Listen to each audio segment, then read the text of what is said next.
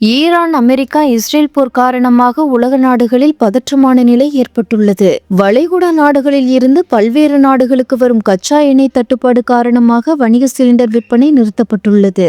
இதனால் பல ஹோட்டல்கள் முடங்கிய நிலை உள்ளது. இதனையடுத்து ஹோட்டல்கள் மின்சார அடுப்புகள் மற்றும் விறகு அடுப்பிற்கு மாறி வருகிறது. இந்த நிலையில் தமிழக முதலமைச்சர் மு.க.ஸ்டாலின் தலைமையில் இன்று ஆலோசனை கூட்டம் நடைபெற்றது. அப்போது மின்சார அடுப்புகள் பயன்படுத்தி சமையல் செய்யும் ஹோட்டல்களில் யூனிட்டிற்கு ₹2 சலுகை வழங்கப்படும் எனவும், மின்சார அடுப்பு வாங்க 25% மானியம் வழங்கப்படும் எனவும் அறிவிக்கப்பட்டது.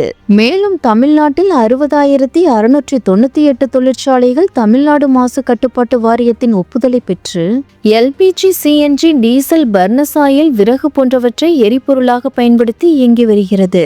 இந்த நிறுவனங்கள் எல்பிஜி, சிஎன்ஜி போன்ற எரிபொருட்களுக்கு மாற்றாக மண்ணெண்ணெய், ஆர்டிஎஃப், ஹெச்எஸ்டி, பயோமாஸ் போன்றவற்றை எரிபொருளாக பயன்படுத்திக் கொள்ளலாம் எனவும், இதற்கு தமிழ்நாடு மாசு கட்டுப்பாட்டு வாரியத்தின் இசைவாணை பெற தேவையில்லை, தகவல் தெரிவித்தால் மட்டும் போதுமானது எனவும், ஒன்றிய அரசு அறிவித்துள்ள எல்பிஜி, சிஎன்ஜி பயன்பாட்டு கட்டுப்பாடுகள் கால அவகாசம் வரை இந்த விலக்கு அமலில் இருக்கும் எனவும் ஆணை பிறப்பிக்கப்பட்டுள்ளது. தமிழ்நாடு முழுவதும் 9300 தொடக்க பால் உற்பத்தியாளர்கள் கூட்டுறவு சங்கங்கள் வாயிலாக நாள் ஒன்றுக்கு 55 லட்சம் லிட்டர் பால் கொள்முதல் செய்து கையாளும் திறன் உள்ளது. இந்த இடர்பாட்டினால் மீதமாகும் தேவைக்கு அதிகமான பாலினை பால் உற்பத்தியாளர்களிடமிருந்து ஆவின் பால் கூட்டுறவு சங்கங்களில் கட்டுப்பாடுகள் ஏதுமின்றி பெற்றுக்கொள்ள நடவடிக்கை எடுக்க ஆணையிடப்பட்டுள்ளது. எரிவாயு பற்றாக்குறையால் உணவகங்கள் மூடப்படும் வேளையில் விவசாயிகளால் உற்பத்தி செய்யப்படும் காய்கறி விற்பனை பாதிக்கப்படலாம்.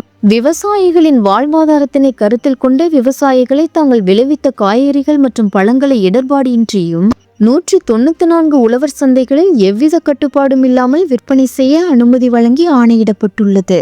மேலும் மாநில அளவில் வணிக நிறுவனங்களுக்கு முறையாக எல்பிஜி சிலிண்டர் அளவீட்டினை ஒதுக்கீடு செய்து கண்காணிக்க தலைமை செயலாளர் அவர்கள் கண்காணிப்பில் அரசு உயர் அலுவலர்கள் கொண்ட குழு செயல்படவும் அறிவுறுத்தப்பட்டுள்ளது.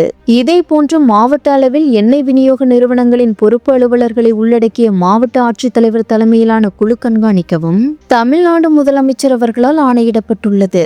இத்துடன் இந்த மாதம் பொது விநியோக திட்டத்திற்கு கூடுதலாக 3228 கிலோ லிட்டர் மண்ணெண்ணெய் குடும்ப அட்டைதாரர்களுக்கு வழங்க ஆணையிடப்பட்டுள்ளது குறிப்பிடத்தக்கது.